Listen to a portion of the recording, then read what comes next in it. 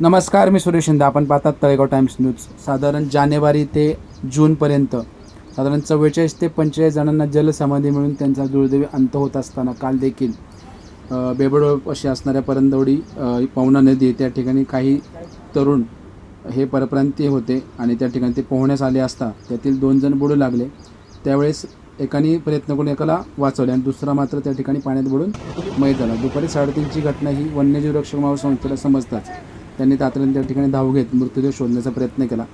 सायंकाळपर्यंत त्यांनी मृतदेह शोधला असता त्यांना मिळून आला नाही आणि आज दिनांक 31 मे 2026 रोजी सकाळी तो जो मृतदेह तो पाण्यात तरंगत असल्याची पुन्हा माहिती मिळताच वन्यजीव रक्षक संस्थेचे जे कार्यकर्ते आहेत, जे सभासद आहेत, त्या ठिकाणी पोहोचले. त्यांनी ती मृतदेह ताब्यात घेतला. अनेक वेळा पोलिसांकडून किंवा अनेक वन्यजीव रक्षक संस्था किंवा अनेक संस्था हे आवाहन करत असतात की ज्या ठिकाणी आपल्याला पाण्याची माहिती नाही त्या ठिकाणी जाऊ नये आणि जीव धोक्यात घालू नये, परंतु तरीही वारंवार अशा घटना घडत आहेत.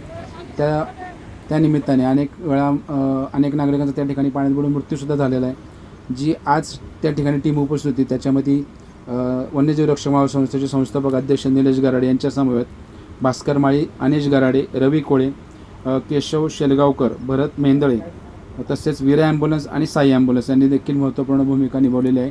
जो पुढील तपास आहे तो शिरगाव पोलीस ठाण्याअंतर्गत पुढील तपास चालू आहे. धन्यवाद.